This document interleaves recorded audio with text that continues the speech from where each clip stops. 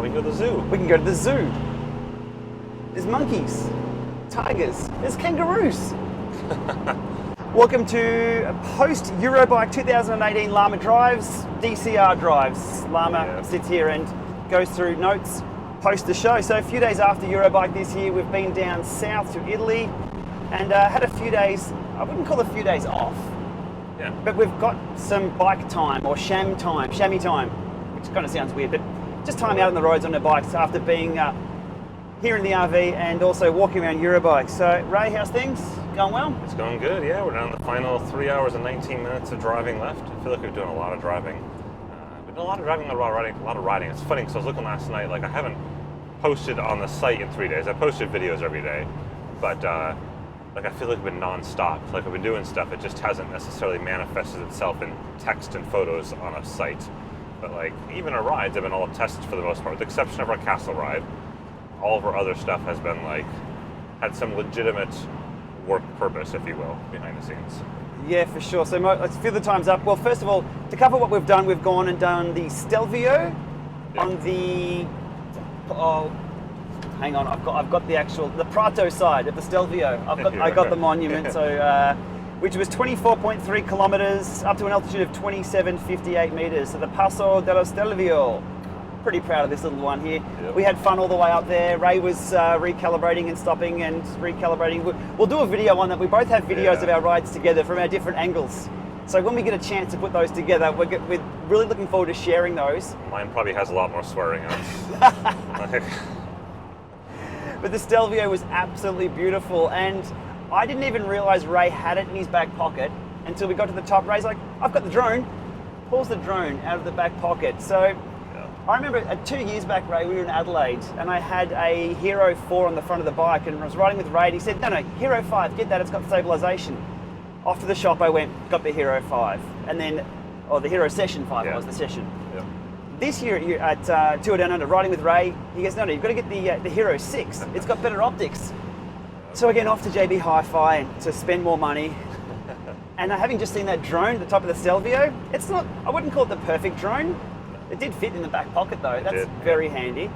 But just to capture some of the action or just some of the scenery that I couldn't get with just the normal GoPro in the pocket, absolutely phenomenal. So you were saying the range of that is 10 kilometers with their own little head unit? With the remote, I mean, that goes well beyond like what most places allows from a legality standpoint. So some of them moot discussion. I mean, most countries it's like between 400 and 800 meters away that you're allowed to fly.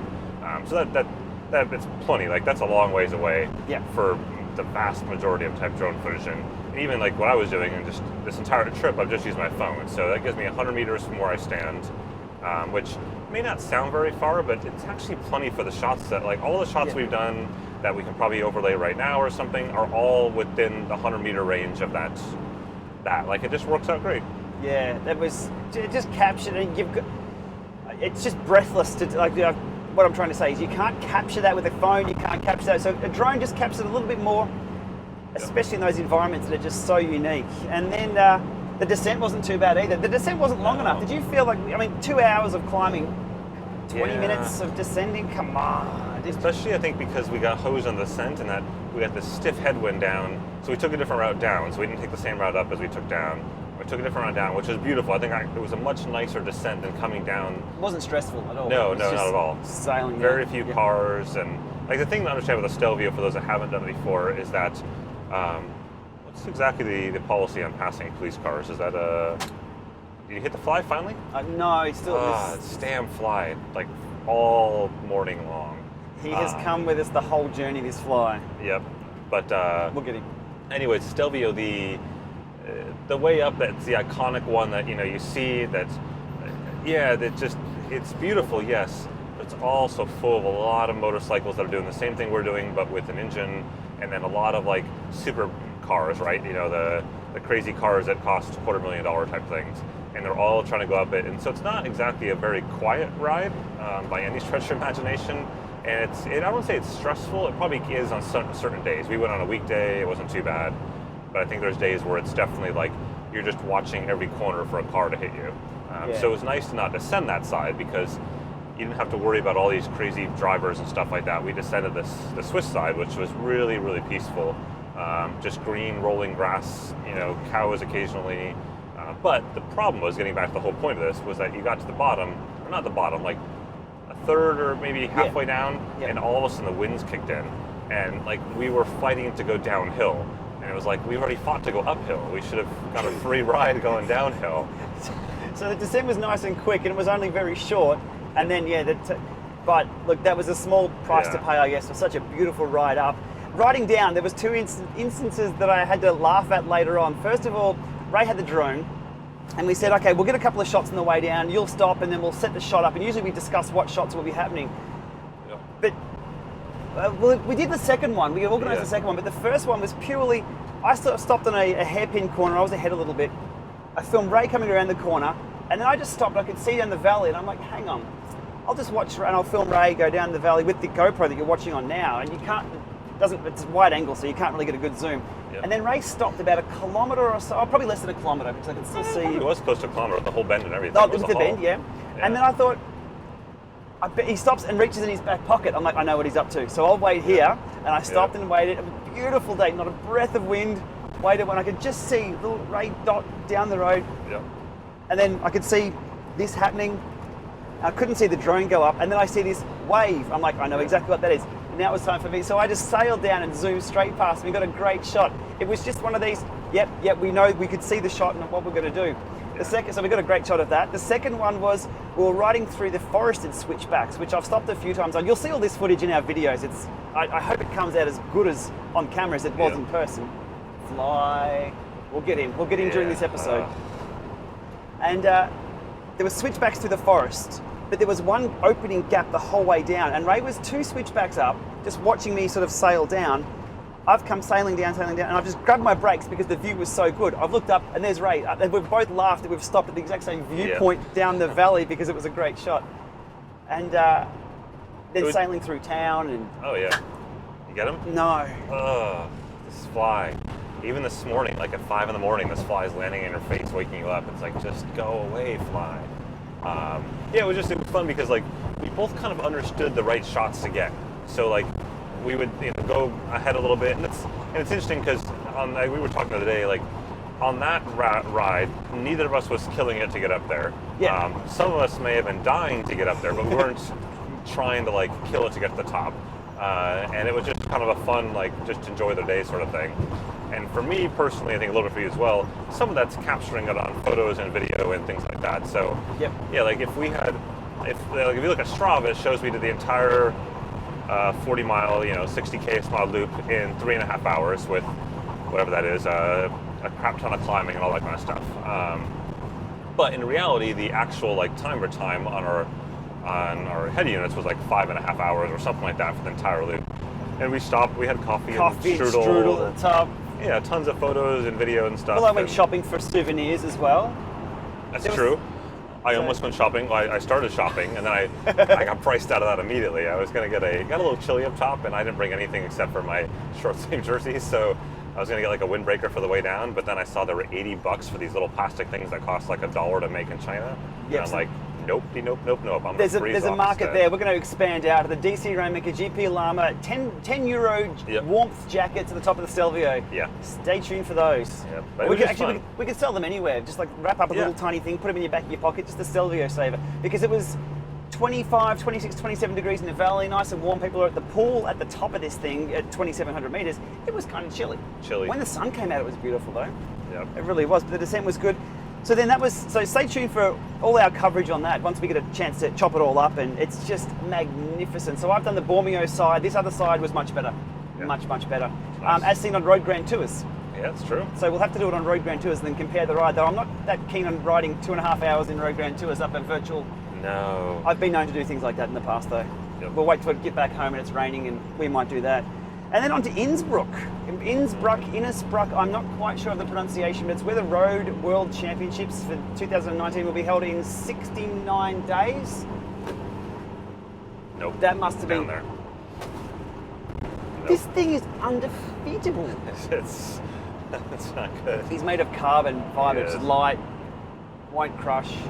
So Innsbruck, it's only a little bit out of our way back home.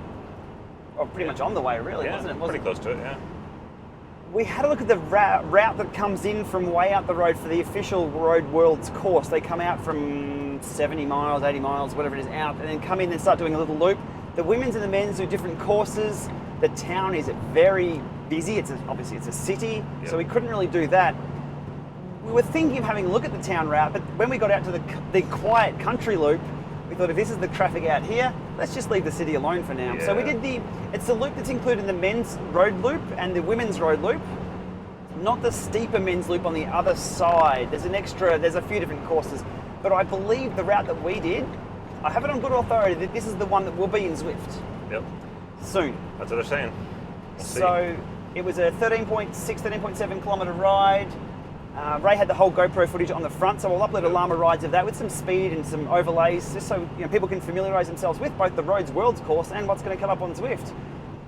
Beautiful roads, though. It was nice. I mean, I think we were a little hesitant. We finally got off, or we got to the point where we were going to start the ride. Like you said, it was a bit trafficy there at first. Yeah. Probably because that's just where the highway pretty much through Innsbruck just drops you right onto the course. Like you take an exit, and it's not like a long highway exit. It's like literally 20 meters of highway exit, and it's like boom, now you're on the course. Yeah. And so there's a lot of traffic that part of it initially. So at first we're like, this may be a kind of a sucky ride. But once we got up a kilometer or two up the hill, it was fine. Even the hill wasn't that bad in terms of traffic-wise. And then it's just a big loop. He climbed up and then he went straight back down again. But it was really actually quite pretty. The descent's going to be super, super fast. Oh, we had to, the initial part of it, I'm like, hell yeah, off the brakes, sailing down, had the maps shown on. It was just brilliant. You'll see on the video when we get to chopping that one up. But then coming through town, like, this is going to get a bit sketchy if there's a give way sign here. And then there was 30-kilometre-an-hour signs. I'm like, okay, I'll bring the pace right down. And then we got stopped by a bus, and I was fine with that. Typically, I'd be like, damn it, car in the road. I was having a bit of, but we were just out there just to enjoy it. The sun was out. It was our second day on the bike after our big day at the Stelvio, so it was just brilliant. The last couple of days, I think, we were just sailing down, and it'll make a nice course for Zwift for like a weeknight ride sort of thing. Like to be able to do, I don't know, 5 to 15 minutes of warm up in the city, and then just to hit that and go up and do the loop and come back again is like a nice loop. I think what we timed it at took us 27 minutes to get to the top at a hard pace, just kind of cruising along pace, and then whatever it was, 8 minutes to get back down or something silly. So you're talking 35-ish minutes there, like. And if we get allowed to, if Zwift actually route it so we can. Oh, there's a beautiful bridge coming up, and we do have a front camera on today. Yeah. So we can see the cars that rip past on the autobahn, plus nice things like said bridge. Yeah. Archway. If Zwift allow you to do just loops of that, I reckon one lap of that's a good casual ride. 2 laps of that's a good workout. 3 laps of that, like it's repetitive. You can have a rest. It's sort of a little bit like intervals, I guess, longer intervals. Maybe you 2 by 20 minute intervals like that, like 20 minutes. It'll keep things ticking. Like 2 by 20s were one of my go-to time trial efforts. Yeah. Steady state things for the length of. I was only doing short, not Ironman or halves or anything like that. Triathlon distance stuff. So 2 by 20s were great for me. So that'd be a good 2 by 20 hill. Well, especially too because in Zwift you wouldn't necessarily have to worry so much about buses pulling out in front of you and things like that on there. So you can rip down that hill back pretty darn quickly to the base. Yeah. With very little effort. That's a steep hill, like you said. 11% down. It was 11% when it actually dropped down. I've turned to Ray and I've like done the whole. Oh shit! This is going to go down pretty quick. Yep. It's no, that was all good. And then after Innsbruck, back in the car again, RV. Yep. And then Ray wanted to see a castle, or a castle, I guess I'd call it, in standard Aussie dialect. Now, Ray mentioned that he wanted to see this special castle. I'd not heard of any German castles. I know the Disney castle, that's it. But this one it came out of nowhere, but tourists non-stop. But we picked the right time of day, not by design, just happened to be that we rocked up at about 6:30 p.m. at night. Yep. Sun was just setting, and again, out with a small little drone, and some epic shots from that. Yeah, we couldn't drone like at the castle. We drone like further away, which was actually kind of cool. Like it was out in some fields and stuff, and the shot I wanted. I was hoping to get maybe a little more like, the castle doesn't kind of show up as big as I want in the drone shots.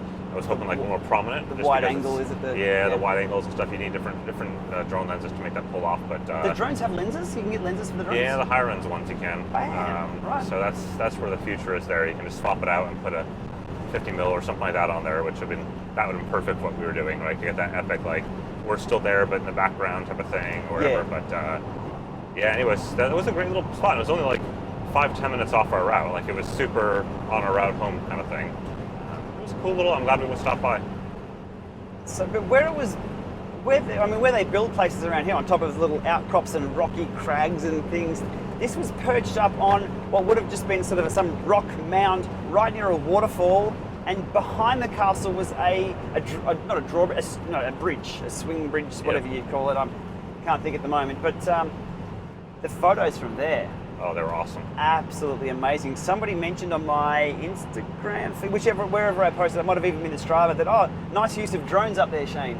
It wasn't actually on the drone, it was from the bridge. No, they had no drone signs everywhere up there around the castle, which I'm totally in agreement with. Like, in a highly populated tourist area like that. And it was quiet as well up there, so you could hear the birds chirping, I guess. Yeah, like whereas where we drone was probably at least 1.5 kilometers, 2 kilometers away from it, at least. So, yeah. Responsible droning, and as I've said, I think in multiple videos of mine, it gets to me when someone pulls up a nice peaceful area and throws a drone up. Yep. But again, at the top of the Stelvio, there's no peaceful on top of the Stelvio. Nothing peaceful up there about that. There's bikes and things everywhere. But yeah, it's all fun and games. But that castle was out of nowhere for me. And then again, as I always do, Wikipediaing, finding out who built it, why that was built. It was built in the late 1800s. High-speed train. High-speed train. If you can see it on the GoPro or not. Quick, hold the wheel. Yeah, the German ice trains, the high-speed trains here.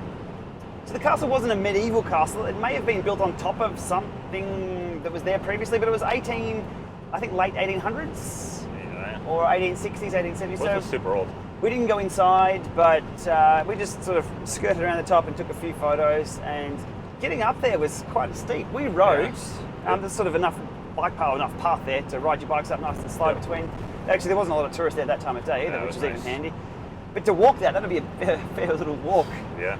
So I'm not sure I think they either a bus or a gondola or something up there. I'm not really sure exactly. There was a bus somewhere near the top, but I had no idea which way it got there. Yeah.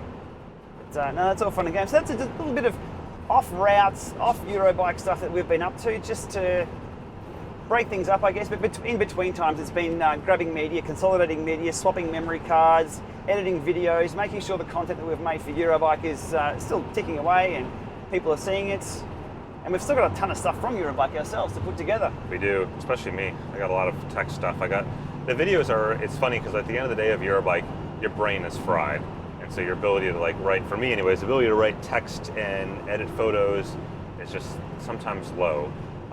So whereas the videos, because most of the videos you shoot at Eurobike are pretty simplistic in a sense. There's not a lot of production complexities in no green screens. No green screens. A lot of one-shot wonders, Ray was calling them, and the ones I was holding the camera for, I was doing, and then at the end it's just bam. Yeah.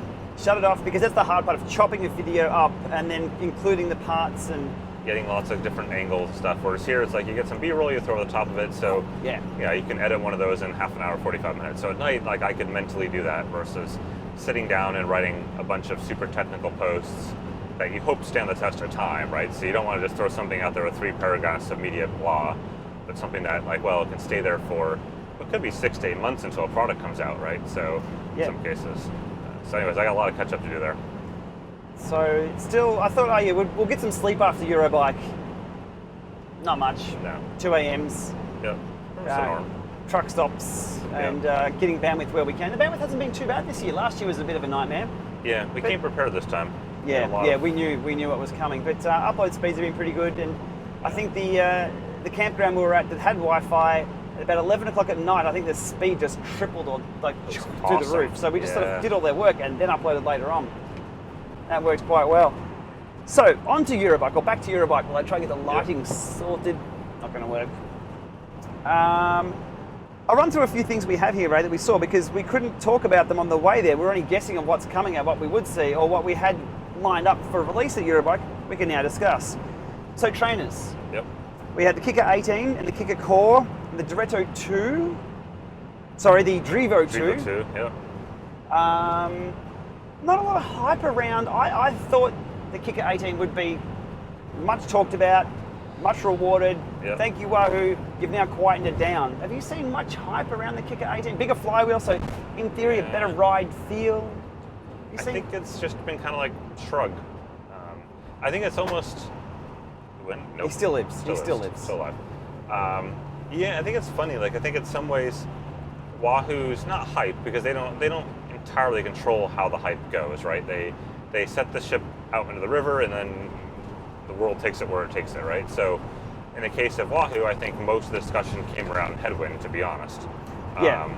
Which we'll get to in a minute, probably. But in the case of the trainers, they released 2 full trainers. They released the Kickr Core, they released the full-on Kickr. The Kickr, of course, being the slightly bigger flywheel, and being silent. Silent. Well, virtually silent. People are saying, oh, it's not really silent. But no, in regards to how it operates, it really is. Yeah, it's your bike chain that you'll hear on it, the cassette. Right, which you can't change until you get to the point of having a standalone bike, which we can talk about as well in a little bit. But yeah, it's quiet. Like there's nothing coming from that Kickr itself except for your cassette going around and around. That's it. Yeah. So yeah, I think that it's tough because, and I think we kind of said this once we got there. Like going into that show, it was like, oh, it's cool. The Kickr's there, and then there's this core thing. Well, whatever. We'll talk about that because neither Shane or I had core units prior to Eurobike, so we had full-on Kickrs for a while, but not actually the cores. And so I think for both of us, it was a little bit of a, oh, that's nice. Maybe we'll see what it is, and maybe it's a dumbed down whatever. And we knew the specs, but sometimes knowing the specs doesn't really mean riding it. Like a lot of times, I can know the specs for something a long time, and I won't write a post until I've actually touched it to be able to, like, then it all clicks in my head.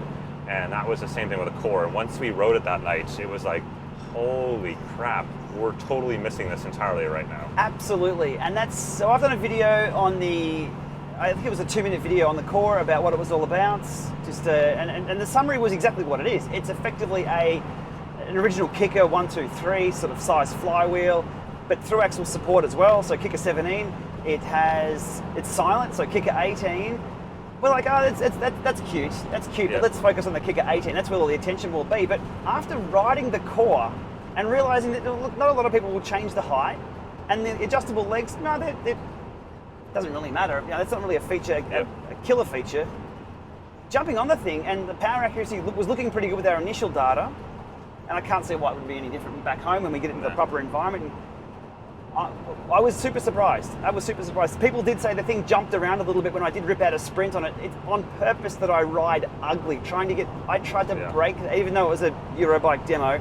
And you were throwing down 1,300 to 1,500 watts on a gravel base, so it was jumping like, around. So the instability wasn't it was me ripping on the bike. You see it jump up rather than side, so there's no problems with stability there at all. But the core itself, it was only until after we rode it and looked at the data and really thought about it, it's like, this is better than a Kickr 17. And if people were asking about the upgrade path, or is there a modification they can make to their older Kickrs to make them quiet, what's the upgrade path?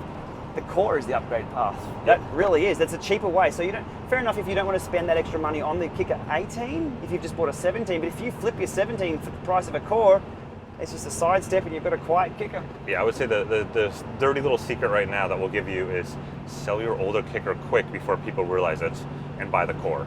And you'll probably come out even, or maybe even just barely under. Like it won't be much. Like the use you've got out of your existing Kickr, even if you've had it for a week, would still be worth switching to the core. I think from a business perspective, I'm not sure whether they've done themselves a disservice on the Kickr 18, or maybe like what we saw with the Diretto, maybe it'll be a surprise and they won't be able to produce as many as they need. I think the demand's going to be quite high for the core. I think the core will be the Diretto of 2018, 2019. Right? There we go. So like last year, the Diretto just dominated everything out there. Like in terms of trainer numbers and volume, like they couldn't keep up until this past spring. Like, I mean, you're talking 8 months of being behind sort of thing. We knew the Diretto was going to be a good trainer because the prototypes we had initially were damn good on power, pretty good ride feel, and then the production units were just the same. I was surprised on how often they actually sold, how many they sold of those. Yeah, but I think that the core will be the same thing.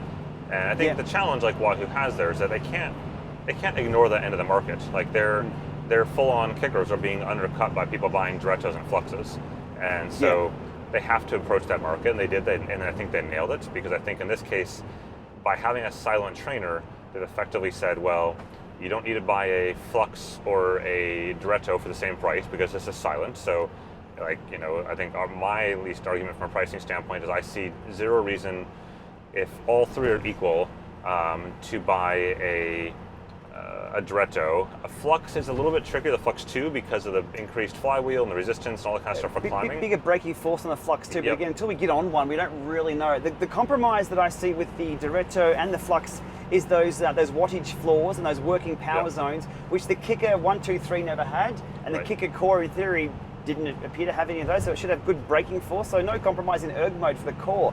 Yep. So if you just want to whack it in the 53, big flywheel speed and have it lock on those watts, it's got the ability to do that. So Versus at the higher end, I think to kind of your point about the disservice of the Kickr, I'm not sure Wahoo did enough to make the full-on Kickr 18 stand out. Like, Okay. I kind of come away from going, whatever. Yeah, they made a bigger flywheel, but that wasn't really the problem with the Kickr, to be honest. Like it's always been pretty good on the Yeah, so I don't know. Like, I don't want to say they need to add more gimmicky things, because that's probably the wrong way of making it sound. But the reason I like the Neo is like the train that I tend to go to was historically because of sound. That was nice. It was quiet. But also, I like the little the nuances of the cobblestones and stuff like that in Zwift when you go over them. Like those sort of things are interesting to me. And cadence. The cadence Kickr's still was missing nice. the cadence. Yeah. I mean, you do get a cadence sensor in the box, but I'd love to be that to be all just synced up to that one Bluetooth channel and the data stream. So, and now that Tacx has dropped the price of the Neo as well, like if you talk US dollar pricing anyways, like it's not that much more than a full-on Kickr is. So yeah, I think I don't know what the solution is there for them, but I think they may need to rethink that going into next year for next year, like to kind of double down and do something that's innovative again there. yeah, their flagship, they've made a very similar flagship product, I guess. Yeah. At $300 less US. Yeah. Interesting. Just touching on the fan, so that's the trainers. Oh, we had the Drivo 2 as well, which I guess is just a simple refresh of the Drivo 2, which was nice to keep that thing ticking over. There's a few other things as well. There was the Nero rollers, which I'll look into in the future when we have a look at that. But so trainers, let me rock those out on the list here. Just touching on the fan, the headwind. For me, I'm about the solution indoors. Price aside, and I'll separate the price because it is, yes, it's ludicrous. But the solution for that, it's designed for exactly what I needed, or how I ride as well, or how we ride. Yeah. It's the design, the pulling air in from the side allows you to push it up against the wall. I've discussed this in my video. The fact that you can control it remotely, that's pretty cool. Is it a gimmick? I'm not sure. Yep. But it solves it does solve a problem. I've gone from 3 fans. This is definitely 1 fan to replace that. So it consolidates the fans. As a solution, it's pretty cool. It's copped a lot for a cooling fan. It's copped a lot of heat, so to speak. But I think, and I've tried to get people in talking about this and in interacting in the comments. If you remove the price, does that change your opinion of the fan? Because people are saying it's stupid. It's a fan. Well, no, it's a fan. It's not stupid. It is the first smart fan. It is designed specifically to put air in certain, rather than just spread it. It's not designed to cool a room or a couch full of people watching television. It's designed specifically for a cyclist in one small boxed area. So price aside, I love it. It does a really damn good job, but I don't think we can ignore it, and we can't. And as the conversations that I've had with it, we can't. Even when I say, "Can you ignore the price? Do you think it's cool?" No one can put that price out of their mind, because on the market is the fans out there for. I put a $5 fan once. It keeps me cool. It does a similar thing, but just not as well. Yeah, I think it's tough because like you said, from an engineering technology standpoint, it works well. Like it blows really hard, really well. Like all that stuff is great. Yep. But that price, it's just, and I guess from my standpoint especially, I can never separate price from the value of a product. Like it's always a portion of it. Like people, like watches the same way, right? People sit there and go, well, why do you say that a watch that's $800 is better or worse than a watch that's $200, and rate them on different scales? And it's like, well, because they're different prices. Like you expect more from an $800 watch. Like if an $800 watch fails to deliver something that a $200 watch has, then I'm going to give that a harder time. And it's the same thing here, except, and I get that like the Dyson fan costs more and all that kind of stuff, but that doesn't make it right either. Like I'm not going to go buy a Garmin Fenix Chronos, which costs $1,200 or whatever it is, $1,500, something crazy. Yeah. That doesn't make it right. That's not. And if you buy one, cool, I'm totally good with that. But for me, I think they missed the mark. I think in terms of the price, like engineering, awesome, but I think the price for that fan, if it had been $125 as opposed to $249 or $250 effectively, that would have been a very different conversation. I think people would have said, oh, it's a Wahoo premium product, sure. Yeah. Look at all the cool features. Even $125 fan, still pretty expensive. Still super expensive, but they would have said, like, look at all the features. Yeah. Have you ever seen a company do that? Like produce a product based on, I guess, what they hope to be a good price themselves, to sell a few, and not sell many, and drop the price to say half. Have you seen companies do that in the past with technology? Very rarely.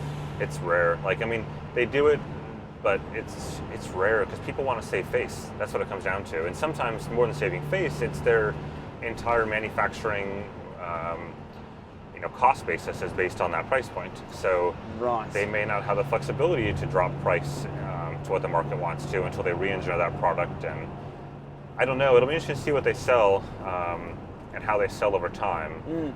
I don't know. I'm not seeing a lot of people saying they're going to order one. Put it that way.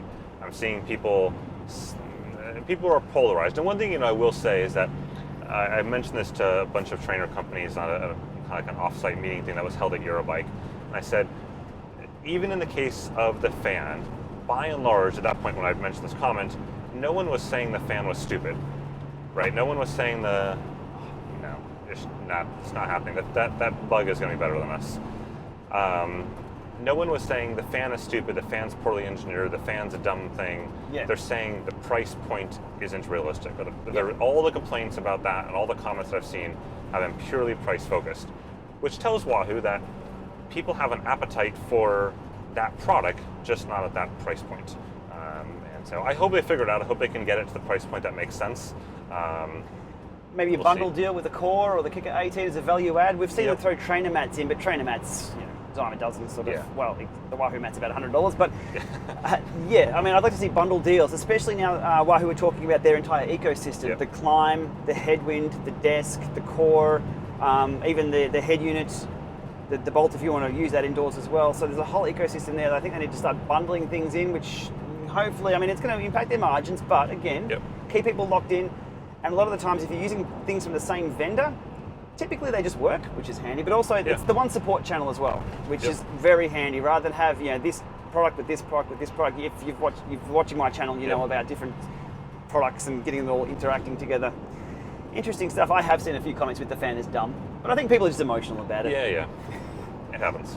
But on to head units. We saw the Edge Explorer, the Garmin Edge Explorer. Now we saw that on Ray's bike the other day. Yep. Nice little unit, still no power meter though, or power meter support. Not officially. But we saw some other head units as well from smaller manufacturers. You saw Lezyne? Lezyne, yeah. Lezyne? Yeah. They're, they've got, so definitely wasn't a ton of head units at Eurobike. There was a couple. Lezyne announced their Mega XL and Mega C lineup. Now that yellow, was that just, they had yellow and black, or was the yellow just It was just a variant. So they had a yellow, black, pink, I think.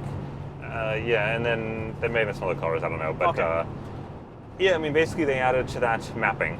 So the ability to have like a map base behind the map. So very similar to Wahoo has in terms of there's no street names on it. It's not routable, but it... On the head unit itself. On the head unit itself, right? So it can tell you to turn left and turn right. But if you went off trail, off track, it can't get you back on streets. It just simply gives you a compass and points it back. And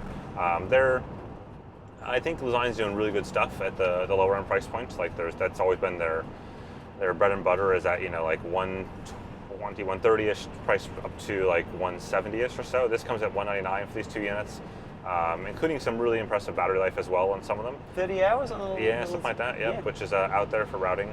Yeah. And I think, they're interesting stuff. I've always said in the past, much to Lezyne's displeasure, that I think they're kind of a bit ugly, personally, and I'm not really like into the style of the units. They just seem chunky to me. But a lot of people love them, and they have really strong support for sensors and things like that. They do a good job of that, and their app is actually is not too bad behind the scenes for like picking places to route to. So they're doing good stuff there. So that was kind of neat to see them refresh that. And then we also had refreshed the Stages head units as well. Yeah, that wasn't just a refresh. That was a whole new line, wasn't it? With the coloured screen, because in previous of the original Dash. Yep. I've steered clear of that because it's just a ton of numbers on the screen, that's it, nothing else. Yeah. It was just a good training unit and a good head unit, but they've now gone full coloured screens. Full color screen, and they're really using the heck out of those colors for like zones and stuff like that. I mean, they're doing some interesting stuff there. And they're doing mapping as well, same as Lezyne, so In their case, you know, it's an underset map, or I don't know how to phrase it, but basically the map is under there again, just shows like streets, but doesn't show street names, which when you talk mapping, there's kind of different levels, and sometimes it's really confusing, but at the high-end level of mapping, you have things like the Sigmarox 12 GPS, Garmin's higher-end GPS units, the Hammerhead Crew, some of Mio's, if they're still making those units out there, that have an awareness of what roads you're on, right? So they can say, like right now, we're on the, I think, A3 or something like that in Germany. Sure we're not on the Camel Koppenbergen? No, what were we on yesterday? We were on the Moose Crackle. Moose Crackle. Moose Crackle Strasse. That was the best audio ever, which we should definitely play right now. Turn right onto Innsbruck Strasse, Crackle Moose Strasse. Crackle Moose Strasse.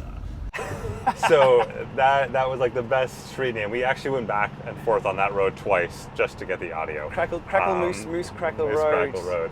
But but the key is that in that case, it knows what road you're on. So when you get off that road, purposefully or otherwise, it can get you back onto that road because it can say, oh, you need to turn left on Main Street, right on whatever, and so on. And whereas something like the Stages, Lausanne, Wahoo can't actually do that. They just simply point you in the direction of where you went because they don't know the roads. And that's sort of like the middle tier, which is cool. Like that works well for a lot of people, and I've used those as well to route, and it's fine. So anyways, that's what Stages introduced on theirs, and of course all the data stuff behind it. They've added three new bike head unit levels. So they've got 149. I'm probably going to screw up the 3 model names because it's a little confusing, but I think 149 is a Stages Dash L10. And then at 249 is the Stages Dash M50, and then at 349 is a Stages Dash L50, and the different sized ones and all. And the 149 is a fantastic flipping deal though, because that is their full dash head unit with new hardware inside, which gives a little more capability. So one of the challenges they were talking about is they were running out of essentially like processing overhead and memory in their existing Stages Dash. They did the same thing that everyone in the industry does. They kind of underspec the hardware initially, not realizing how much they want to grow into that hardware. And so these new hardware units have just tons of capacity in them for them to be able to grow for years, they said, versus that one they kind of like they ran into the walls of the hardware. So for 149, full GPS, full power meter support, has like tons and tons of data fields. Like that's super, super cool. No mapping at 149, and then 249 matching effectively the same size as like the Wahoo Bolt, the Edge 520, 520 Plus, mapping, and then 349, a little bit bigger screen, but the same kind of features. It's cool stuff. Yeah, Stages have sort of got their fingers in a few pies there. So they had the left only, the left right, multiple renditions or editions of that. The new head units, no spin bike there on show, because the Stages do. No spin bike, and on the head units, no Strava either, which that's, I'm just gonna drop that there like a plump. And I'm going to talk about that in my post a little bit. I haven't decided how deeply I'm going to talk about it, but there's definitely links below. There's definitely some backstory there that I think could be industry changing as to why there's not Strava there. And so Strava live segments. Yeah. Strava live segments. Be really clear on this. Strava live segments. They have full uploads of Strava. All that kind of stuff is there, but not Strava live segments. Which is a big selling point for a lot of head units. That's all usually on the outside of the box. It is. I turn the thing off. I can't stand live segments telling me. The degree of how big a selling point, those 3 words, is what is the heart of this matter. So I've been talking to different companies behind the scenes, talking to Strava, talking to Stages about it, going back and forth, and I'm sort of like, I'm putting it out there as like the waiting, like, okay, you guys both know I'm upset about this. Are you going to figure it out between the two of you, or I've seen a red wine post of yours on, I think it might have been the Vector 2s or something. Will we have another red wine post on this? This could be some red wine, or I guess now I'm in Amsterdam, so it could be just a bunch of beer. But this this is get this. This is setting the stage for this to use a bad pun there. And I don't actually think this is Stages' fault either. To be really clear on this, it's definitely not. Don't think it is 100% not Stages' fault on this. I will keenly read that when published. I'll keep a close eye on that one. Yep. Power meters. Now, here's something. We're talking about the list of power meters we saw here as I'm writing up my show notes to go through, and we have the G3 and the G4, but by different companies. So. First up, the G4. G4, yep. So the PowerTap G4, the hub. Right. So yeah, refresh the good old hub, the good old PowerTap hub. I love the PowerTap hub. It's where I started with Power 12 years ago, I think now. Yeah. Yep. It's just so dependable. Like, and I think a lot of people in the industry use it too. Like the behind the scenes cycling industry, especially if you're talking aero testing and things like that, they just love it. Like, it's just so dependable. It auto zeros consistently all the time. Swap the power meter in or out. There's no crankset, there's no pedals. You just take the wheel out. So just swap it to another bike. Yeah. It's really easy to do as long as you've got compatible cassettes on there. So the G4 is the disc version. Disc version, yep. Yeah, long time coming. It should have been last year, Saris, PowerTap.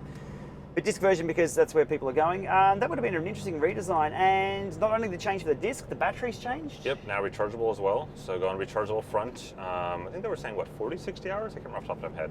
Somewhere in that ballpark, I think. Yep. Kind of the same as other people. But yeah, it'll be interesting because I think that's actually, the rechargeable is a good move for that particular unit because changing the battery on the G3 hubs is always a pain in the butt. The cap, you always lose your cap, your tool? You cap tools, you got to use like a wrench, and it's not really ideal. You scrape things up, and then you got to remember to pull straight up and not twist, because if you twist, you snap the whole pod in half. And it was always a pain because you had to take the wheel off first and take out the skewer, and then take the cap off, and then put it all. Every time I got the low battery warning, it was just like, Yep. Yep, where's that cap? Yeah, so Yep. now you can just plug it straight in, leave your bike sitting there charging overnight like you do your new Tesla. Away you go. Yep. And to be clear, I have no new Tesla. I have a rental RV. We've seen actually one tooted us the other day going up the Stelvio. It's like toot from it. Well, we couldn't hear it because it was a silent car. And then he got held up in traffic like 20 meters ahead of us, so we just waited as we went past again. Yep. And then the G3, which isn't related to the G4 at all, the G3 by Watteam Powerbeat. Yep. Just the newer version of the G2, obviously. A bit bigger unit. A little bit bigger. It's a little beefier. They went kind of more the tank route than the Tesla route. Yeah. Which, it's tough. I get both sides of it. I would say, I think architecturally the G3, the names are horrible. The new Watteam unit is architecturally better without question than the old unit. Yes. In terms of design and installation and all that stuff, without question. The challenge they have though is that at the end of the day, you boil the entire thing down to they made a bigger unit. And that's a tough pitch. The demo unit they had on the stand was also using the new Dura-Ace cranks, which are quite wide themselves. Right. So they had a big wide crank and this big, not big, the little pod hanging off that. So it made it look quite chunky. The profile wasn't too bad, but from the side, you're like, what have you put on the side of that? Yep. The issue that I have is the self-install kit, having to modify or sand off your bike and glue things to it. I don't mind pre-install. If you're going to buy a whole crankset, which is your power meter, which is pre-installed, that is what it is, and you can sell that on. Whereas if you've got the self-install kit, you're committed. You're committed, on a lot of levels. And it's not hard, just to be clear, doing the self-install is not hard. It works out well. It doesn't take that much time in the grand scheme of things, but I think as Bobby, my wife, said in the DCR newsletter, she's like, I just want to pay someone to do that, which you can. You can pay them $99 as part of the thing to install it on there. At that point, though, you're starting to get to the point of other power meters and costs. I'd go that route. I'd go the self-install. Have them install it. Because I just want to put the power meter on the bike, go out and ride. Yep. And if there's something wrong with it, that's on their support to sort out, to review that and that process. It's valid. SRM pedals were also on show. Not much fanfare around those. They're not released yet though. They're still coming soon. I don't know if they've started shipping or not. I'm using a pair, of course, but I'm not sure if they're actually shipping. They had said early July, but I don't know if they've landed yet. Okay, and the price of those is just phenomenally. We're talking Wahoo fan style pricing. Wahoo fan style pricing. But I'm not sure it has the tech behind it to justify it. I don't know. That was the source of a lot of my swearing on the Stelvio. So whilst enjoying some of the most picturesque landscapes in the world here, we're having to stop and wait for Ray to get his power meters all sorted. Technology. Piece of crap. That and the Garmin 1030, between the two of them, they were the source of a lot of swearing. One thing I was surprised with, we had the Vector 3s on my bike, and then I wanted to swap cleats out for the Faveros, so that was just off with the Vectors, on with the Faveros, happy days. When you swapped on the SRM pedals, there was a tool involved, and there was some. I saw you doing a handstand with the arm behind your back. Yeah, I cut my whole finger off, blood everywhere. There was yoga involved somehow with the bike upside down. It looked very interesting. So it's not just as straightforward. How SRM can bring out an installation solution more difficult than what other companies have done. I think the problem is they depended. I mean, the partnership there is with Look, and that is the same installation process that they had with the Look Polar power meter from 8 years ago or something like that, 7 years ago, a long time ago. And so I think just kind of reuse of that technology to some degree. And they said it's been, internally developed differently, but I don't know. At the end of the day, if you use it's literally the exact same tool. Like they said themselves, it's the same tool that you used to look install. That means some of that technology is the same, and maybe it'll be accurate. I'm just having significant issues with the installation process, and I've got to sit down with them, have a Skype call, because I followed all the emails they've sent me. I followed all the stuff they've sent me, and I can't get it to be accurate consistently. It didn't look pretty, the installation process alone. I mean, the other ones are Ferros, you're talking an 8mm hex wrench, the Vector 3's 15mm wrench, and you're on. You really can't go, as long as they're snugged in. But I guess that goes back to the core. Like, I think I was talking to, again, Bobby last night about it, the girl, my wife, whatever you want to phrase her as, and she's like, but if you can't install it right, like if I can't install it right, and this is like the 4th time I've tried, by the way, so I'm on my 2nd set now, I've moved it between bikes a bunch of times, and if I can't get it right, then how can other people get it right? Yeah. If it's the first set of pedals you're installing on your bike, you want to jump on YouTube and find out how to do it, how to take off pedals. It's one of my favorite videos, actually. One of my most popular videos, how to remove pedals easy. So people are doing this themselves these days. And people who have changed pedals hundreds, maybe thousands of times. Yeah, some feedback there for SRM. Interesting. On to smart bikes. The hot topic of last year, the year before, and maybe the year before that, we're almost seeing smart bikes. Almost. Well, we are. None of shipping just yet. Well, the Wattbike Atom, but we're still early days, I guess, in the process of getting that nailed. Yep. Elites fuori pista. Yes. Crazy horse. When we saw we couldn't discuss this on the previous video, but we had seen the concept art prior to Eurobike. I really thought they were joking. Yeah. With the glass or the perspex, I think it's glass, but it's super thick. Double thick glass, like. And it being, I mean, who designs a smart bike out of a piece of wood? Well, the Italians do, obviously. Duh. And they got it right, that's what blew me away. That's what my video was more about. Rather than the tech specs top to bottom of the thing, it was holy shit, this actually works as a smart bike. It has erg mode, it has sim mode, it's got gear changes, gear change indicators. Yep. It didn't have the feedback of a gear change, which is sort of what we were talking about on the Tacx bike versus the Atom. But I guess we've given the fuori pista a bit of rope because it's not really designed to be in everyone's pain cave. More of a showpiece, but to be operational. Yep. I believe they've had like a lot of interest in it for sales too, or enough to cover. I think, without getting into the sales numbers that we've heard, I think it's fair to say they have sold more than they thought they would already. And that was when I last talked with them on Monday. That was a Monday night that they had. So we're talking less than 48 hours in the show, and they've already had confirmed sales to cover what they wanted. This was not advertised through any of their sales channels either. Yeah. So you would have had to have contacted Elite or somebody through the. Yeah, you couldn't. There was no easy button to buy a 14,000 euro bike. There wasn't an Amazon link. There was nothing. I wish. Let's get that figured out, Elite. But no, there was no Amazon link. And so you think about logistically, you're like, oh, they would have sold some. But you're like, well, how would they have sold some? That meant that someone had to email likely the generic address at Elite, right? At elite-it.io. Exactly. And be like, I'd like to buy the Crazy Horse, please. And then for that entire process to go back and forth on a Sunday or Monday, and to the point where someone has received an invoice and done that, like, that's actually impressive. So yeah, it's cool to see that that's working out for them, and it just goes to show there's a market for everything, including 14,000 euro. And I guess like what Wahoo have done with the desk and their fan, they're just innovating. Oh, and the Climb especially, they're innovating. They're just doing because they can. They have. Yep.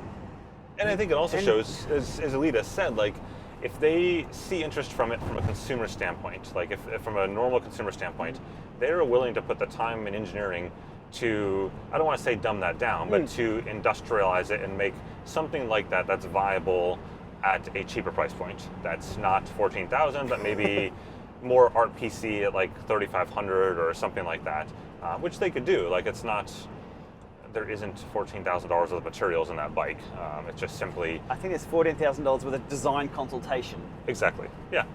Which is what that company's known for. I mean, the company that they partner with. So Elite didn't come up with this entire thing by themselves. They partner with an Italian design firm out of Torino, I think, that basically is known for this sort of thing. They made like a 10,000 euro foosball table and they sell a bunch of them, and so it's these super high-end artwork type pieces, and that's what their thing is. So the Tacx bike, which we have sort of focused mostly on that, the Tacx Neo Bike Smart, Yep. which is the weird wording. I'm not sure that's the. Anyway, I'd rather call it the Neo Smart Bike. Neo Smart Bike That's- is the way it makes that's sense pretty in much English. what's always going to be coming out on my post, even if Yep. that's Oops, backwards. sorry. We know what we're talking about. Did you throw a leg over it after we were at Tacx and had a quick ride of it the other day? Did you check it out at the stand, or you sort of waited to get one at home? I didn't drop it. So yeah, like you said, we both rode it the week before at Tacx itself. We pedaled down there on our own bikes and then rode it and all that. But we didn't. I didn't ride it at the show. I don't think you did. No, I didn't even throw a leg over it because I'd seen what it does, and it's going to have to be sort of now in the Llama Lab environment. Same with the Yep. DCR cave. You have to put it in there in a familiar environment because that way you know how things operate and expect to operate, rather than be there in just shorts and shoes and Yeah. clip in and do your full few sprints and put another power meter on it, set of pedals, etc. Yep. Yeah, So it I'm was really nice. looking forward to that. I'm super looking forward to that. I think they've nailed it from a hard design standpoint. Like the feedback of that when you switch, like it's just cool. You feel it. Is it? My question is it really cool, or is it just because we have not had it before? It's kind of cool because I'm not sure the baseline we're coming from, because That's true. we've had nothing. We've just had that sort of it changes. We can still sort of feel it change again. Now we can feel it sort of kick in. I don't know. It's awesome, but Yep. again, until we've got more data. It's always the case. Yeah. More data, more time on it. It's not as gritty as a bike. Like it's not like There's a bike. no ping, as in Yeah, it's not quite the same. Crunch, yeah, crunch. Maybe one after the other. Like you don't have the occasional drop chain sort of thing. Like they could simulate that. yeah, that'd be awesome. Like every once in a long while, like just be like boom, drop chain. You're like what? Neutral spares. Just to fake, just to fake it all. Well, Zwift could implement that in software. The sky's the Yeah. limit with this tech. Yep. It wouldn't be a hardware thing. It's just simply the software would just have to send zero resistance for a random period of time. Yep. You're locked out. Or maybe even throw a banana in Mario Kart. Yeah. No resistance, you can't produce power. It's cool, but yeah. So the whole idea that you can feel this vibration between your legs is pretty crazy when you go to shift. Like it's brilliant. It's that mental difference that makes you like, oh, this is more realistic versus shifting on a watt bike or something else where it's like, oh, there's nothing there. It's cool. The question will be pricing though, because before the show we had with Tacx, and at the show they were still like a little bit unfinalized on pricing, and they said 25.99 euros was set. That was like boom. Yeah, that's a lot higher than the Watt Bike Atom. Because the Watt Bike Atom was higher. one of the very, very few products that have come out and we've all gone, wow, that low? Yeah, that was £1,500, Yep. and they didn't have euro pricing because they were selling it British or Yep. UK only. But then I think that you could technically buy it in Europe. You just had to pay for all the shipping and stuff. But anyway, that put it at roughly like under €2,000 Yeah. Tacx was saying 25.99, I think it was, euros, and then plus or minus a couple $100 on dollars, but using parity pricing. By that I mean For that's the US. right. So parity pricing simply means you take 25.99 euros and you make it 25.99 dollars. So whenever Right. companies talk about that, that's what they mean. Yep. You just swap the symbol, and usually it works out because of the way taxes and importing all that kind of stuff. So that's what they were talking, plus or minus a couple $100. Mm-hmm. But the latest information I'm hearing now is closer to like $3,200, which is way different than $2,600. Because you're still paying taxes on that for most people in the US. You're talking likely 7 to 10% tax on that. So let's just call it 10%, including shipping. So now you're talking, what, 32 plus $300, so $3,500. Ooh, so even in Aussie dollars that I work in, you're looking at, you wouldn't get any change from 1 4,500. million Aussie dollars. Oh yeah, there's a lot of Tim Tams in that, and love that's it. that's an interesting one. Now the argument or the discussion around, well, you know, you don't have to buy a whole bike for this. This is a whole bike. You can't take this bike outside. Well, you can because you can use it unplugged, but you still can't ride at the coffee shop on this one. Yeah. So I'm not sure the argument. What are your thoughts on the argument of, well, you're saving yourself buying a bike? I don't think it holds water. Like that's what a lot of the industry keeps telling themselves as well. I just don't. It's not the same. Like it's saying, oh, you don't have to buy a bike, but you do buy a bike because who is going on to Zwift and not riding outside? Like no one goes on a Zwift and says, oh, I'm going to ride 100% on Zwift and I'm never riding outside.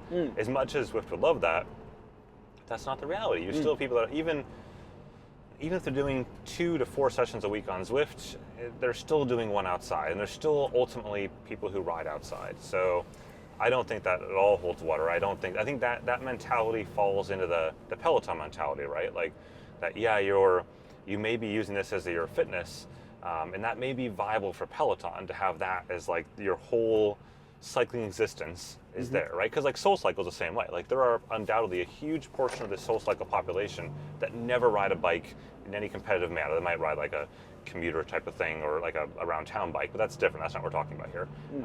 And that makes sense there, but that's not what we're talking about for this market. And I think blending those two together is a really dangerous thing for the industry to get into thinking, because they're going to fail if they do that. Well, I think for me, when I have my bike, it has my power meter on it. It has my grip tape on it that I've chosen. It has my everything. It's my personalized. That's the bike I want to ride indoors. It's my bike. Yep, totally agree. It's going to have to be very customizable, or it's going to have to be a very good sell, and that would be the good sell would be it's nice and cheap. It's like, oh, okay, well, cool, I'll ride that because it's a lot cheaper. It's just there. But yeah, well, especially when I spend, so much money on the bike itself for outdoors, even bike fit, getting that nailed in. Yep. Interesting one. Not same. So that's pretty much about all the tech we've covered there, I think. Is there anything else out of the ordinary? Oh, actually, special mention to CeramicSpeed and their carbon drive thing. Now, your word of the week. Holy cow. I'll see if I can pull it up while we talk here. That was hilarious. The numbers on this, we do look at our stats to know what's working and what people are watching. And that phone's gone flat, so it's not going to work that way. We look at our stats of our videos, and it depends on what video, what time of day, what content. But we want to make sure that the feedback is always good. But that video, I kind of hit not a nerve. We hit the algorithm of some type. Yeah, you hit bingo land there, that's for certain. So we had a bit of a bet. That video did like 5,000 views, 10,000 views. It was 24,000 views in the first night. I'm like, really? People were that interested in the CeramicSpeed? What I'm talking about, if you haven't seen it, hopefully you've seen it, is the chainring that doesn't have the teeth like that. It has the teeth sideways. It has the bearing drive shaft, and the same at the back, the cog that looks like a cheese grater. No chain on this at all, by the way. So it's a chainless bike setup. It's crazy looking. And again, you'll check out the video up in the corner there, because Shane will link to that. It's really, really cool stuff. And yeah, it's funny for a video that was, I don't want to say thrown together, because you had done a bunch of research on that and talked with the guys and all that kind of stuff. It wasn't on my radar. It was like, I'll do my walkthrough and I'll just put, hang on, fly. We'll get that fly. Yeah. It wasn't really on my radar to do a singles video about, but so many people on day 2 had talked to me about it and said, you've got to check this out. And then when Ray messaged me saying, look, I'm nearby, do you want me to hold the camera for you? And if someone can hold the camera for you and knows where to point it, that makes life a lot easier. That was a one-shot wonder. It was like it might have been. I don't think there was any takes at all, because we were surrounded by like 18,000 people. So we had to get it done really quick. Yeah. But so we had people all the way around us, like hovering over us, and we're like leaned down next to the bike. So people saw that video in production. It's kind of cool. You've really got to share. Like I was always self-conscious of talking to the camera before. You just got to sort of shut that out and do your thing. It's kind of handy because people get to see a YouTube video being produced, and what I'm describing after chatting to the guy for 10 minutes. Yep. I'm pretty much giving the same information or talking about this, but also from a different angle, so people get to, I guess, entertain there on the spot, YouTube Live. But that video, 24,000 views in the first day, and then I'm like, well, that one did all right. I was happy with that, 24,000 views. And then 26, 27, 28, 29, 30, 50, 60, 70, 80,000 views, and we're like, okay, and we try to play a guessing game of where it would hit. So today's Friday, we guessed, Ray, what were you saying? Friday it would hit? Like 100 or something like that, we'd hoped. 100,000, and I'm like, no, that's not going to happen. And usually about that time, I'd make a bet. It's like, oh, well, if that's going to happen, yeah, sure, no worries. I shout everyone a coffee, or, I'll do a giveaway of this or that. Something crazy. Yeah. It's now Friday. That video is about 200,000 views. Yeah. Lucky I didn't commit to any crazy giveaways or running nude around a block of flats or something like that in celebration. In Amsterdam, it'd probably be just normal anyway, wouldn't it? Yeah, it'd be totally normal.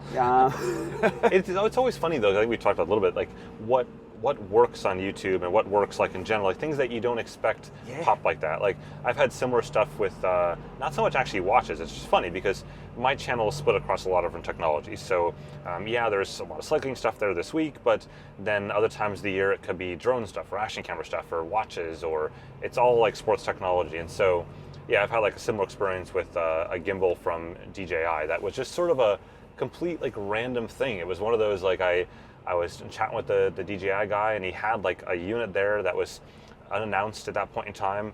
And I'm not really a gimbal guy, but I'm a gimbal guy for sports, but I hadn't done a handheld gimbal before because I don't really find them all that awesome for sports. But I'm like, well, I'll just do a video on this and how it doesn't really work for sports sort of thing, but I'll talk about the whole product in general, and if it fits for someone, that's great.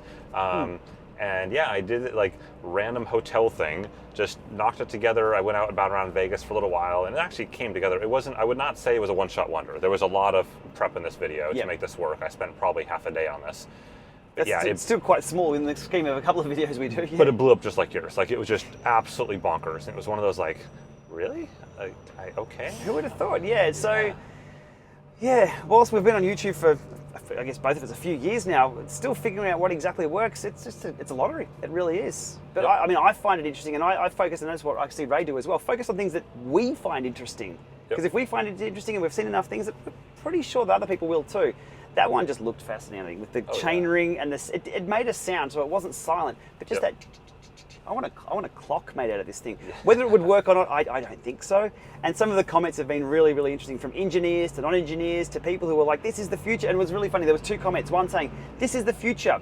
Underneath it was the very next comment, this has no future. Yeah. Because of these issues. So it's interesting. It gets people talking about bikes. It's interesting. Anything else pop up on your radar this week from Eurobike itself? I mean, some others like ancillary type announcements, like Bontrager announced these new lights that were pretty cool. The little tiny little things. Yeah, they're great. I've got to drop my review on that as well on the list of to do somewhere. Yeah, hopefully.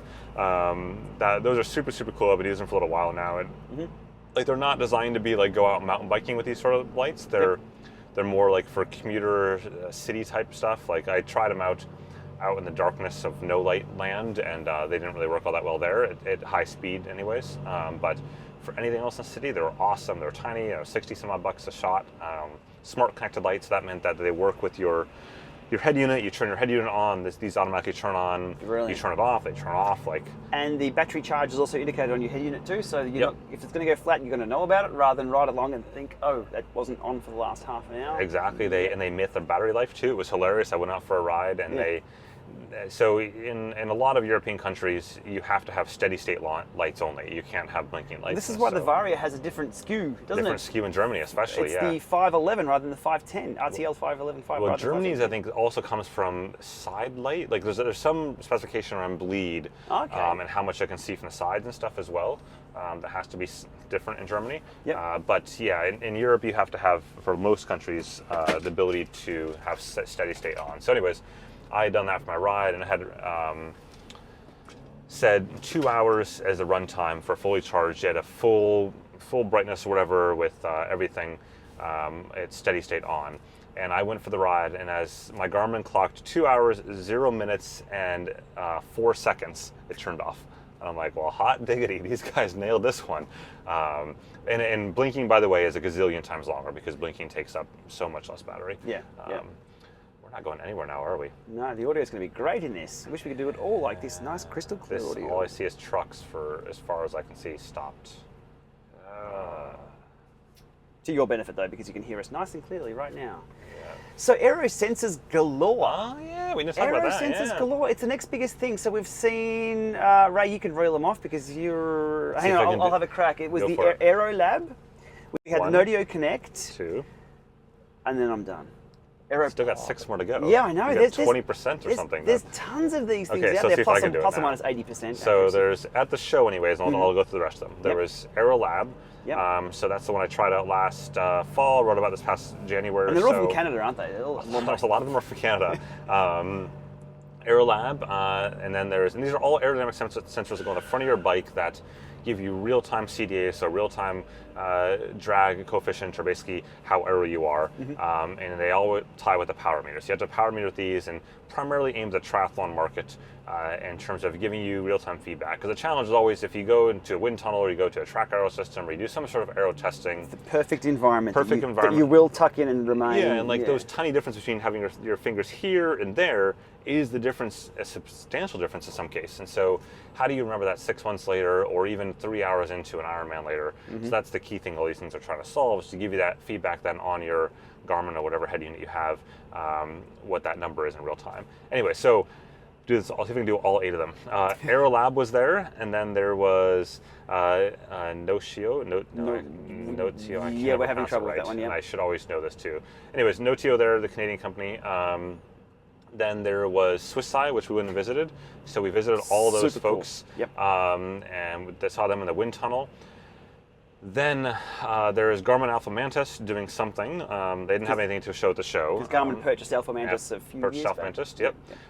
There was VeloComp, which is purchased PowerPod. Not purchased, but they own PowerPod.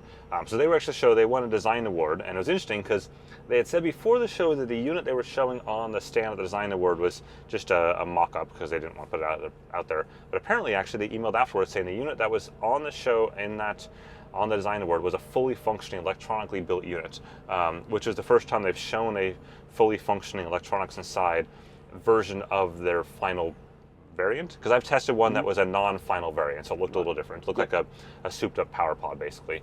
But this was the complete new pitot tube design and everything.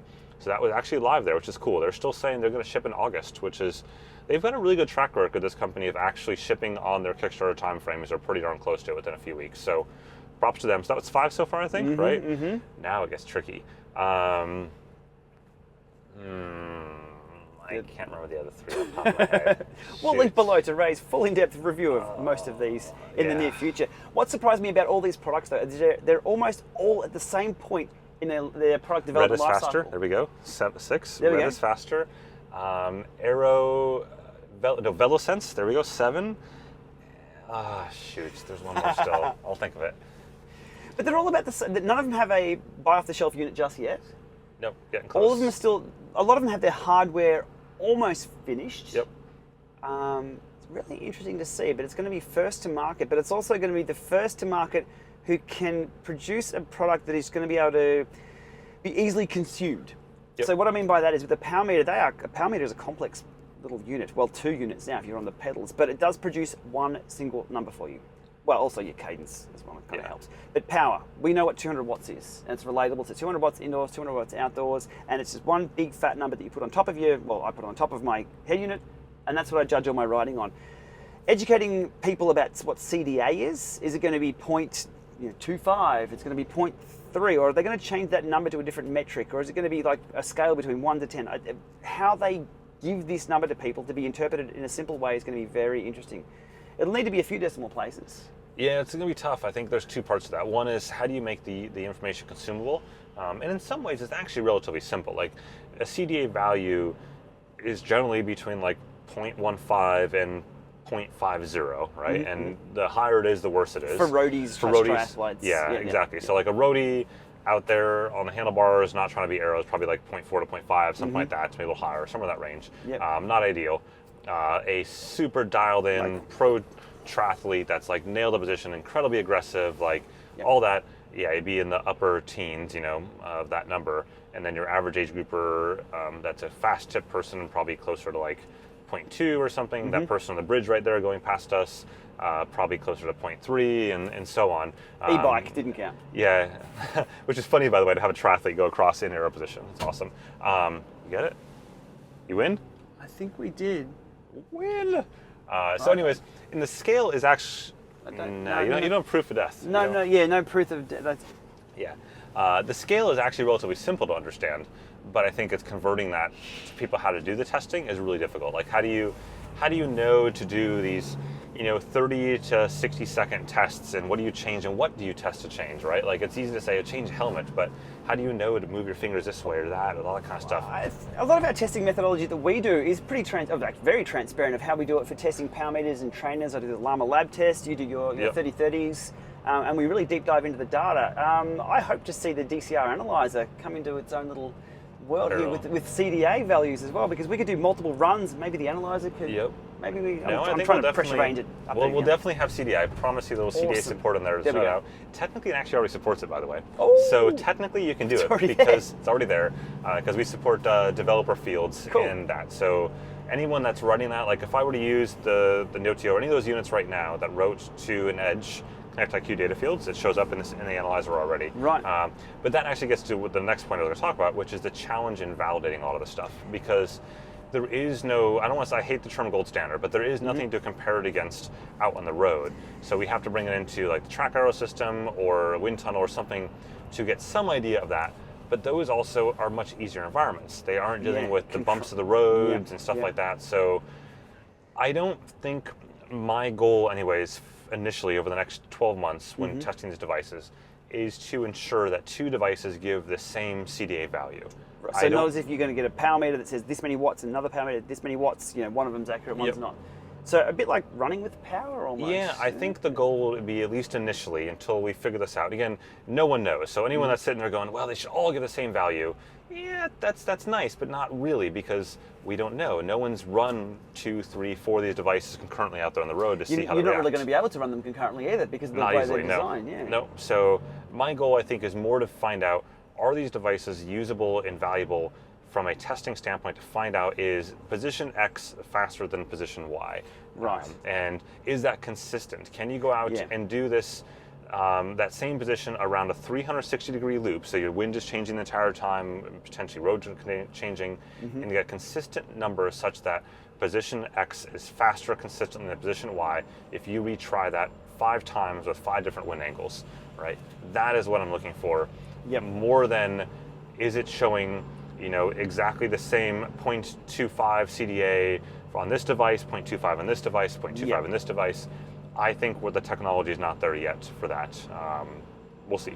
And even then, what is 0.25? Because that is one, you know, if you want to validate that in a tunnel, it's not really going to be the same outdoors, unless it's perfect conditions. It will be very, very interesting. But what I'm keen to see is it's going to just, I guess, have a lot more people, as we're seeing nowadays, people are comparing power meters and asking us, well, how do we do it? And we're showing them the tools that we use, and people are doing that back home and keeping companies honest. This is really going to keep companies honest when it comes to things like, this new helmet is X% faster. Well, is it really? Yeah. Is it really on everyone else's head? I'm not sure we'll have the granularity of the new Element Bolt will save you this many seconds over a 40k time trial. We're not sort of going that route, but maybe bike position changes, saddle up or down a few centimeters or so. It's going to give people the tools to make those decisions, especially long course triathletes. Because, like, you know, as one who's done Ironman races and stuff, you have a lot of training time, right? So which is more important, you have, you know, your long ride, which could be 6 to 7 hours a week, right, of that one long ride, where you can now sit out there and for 6 or 7 hours, you can futz with positions and see like what works and doesn't work. And that is super cool versus just being an Aero and doing nothing for 6 or 7 hours. Like the idea that you can do that and keep tweaking, kind of go, and make those connections in your head and going, if I change this and this, and over the course of a season of tweaking, you can probably do some cool stuff. Check out that little, like, speaking of Aero, the guy on the bike there, on the back of the truck down there. Look at that. No drafting, is it? No draft. I don't know. No drafting on that. I think the camera should pick that up. Yeah, it's definitely in the camera to the right, down lower bottom of the truck. There we go. See, you're talking about drafting right there. It wouldn't really be the best draft anyway, because the truck, the big square one, I'd rather be drafting the caravan in front there. Yep.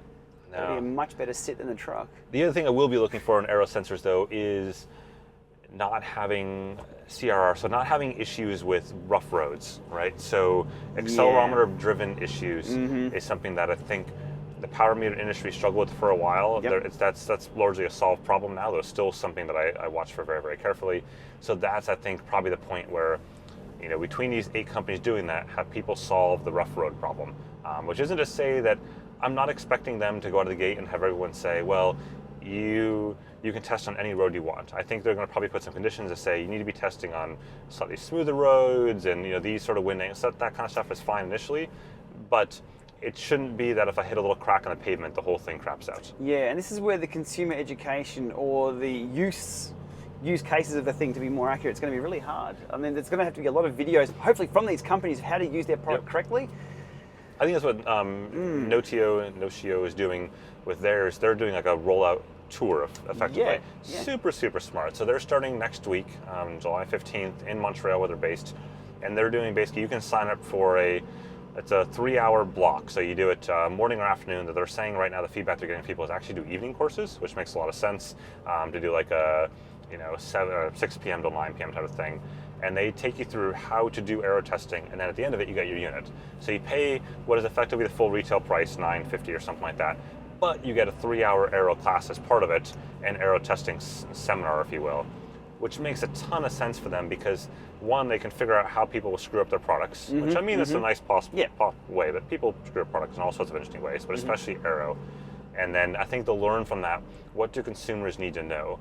Because I suspect most of the people that they've given devices to thus far are either industry people or cyclists that understand Aero. They're not the average triathlete that just wants to get faster that's buying a device that doesn't necessarily know how to deal with this device. So I think that's a super smart thing. They're doing that for the next few months. They're going to do all this like worldwide road tour thing. And I think out of that, they'll then get to the point of saying, okay, how do we ship this now to everyone else in a package that makes sense from a learning standpoint? Yeah. Cool stuff. Very interesting stuff. But yeah, most of these companies are at the exact same point. Yep. So hopefully they're not reinventing the wheel like we see quite a bit with the trainer software companies this week. But it was good to have all those together. So to switch onto the trainer companies, this week at Eurobike, it's a meeting of, well, everyone we deal with. So we had Elite, Tacx, we had, I'll miss someone here, so don't worry about that. Wahoo, we had all the hardware manufacturers, we had all the software companies there as well, all together. And in one evening, we're all in one room just talking shop. Really good to see people, I really hope they take that up, the opportunities there. They did like a trainer summit one night down to the docks and everything. And that was, like you said, every trainer company was there. Kinetic, everyone was there. Stack, and most software companies were there that went to Eurobike. Even if only briefly, they were there. And I think there's a lot of opportunity for them to like start thinking like an industry as opposed to thinking as a bunch of little islands. Absolutely. So that was really good to see. And when I looked over and I saw the inventor, I won't name names, the inventor of one trainer, the brainchild behind one trainer, talking to another company, I'm just like, wow, you'd rarely see that across other industry.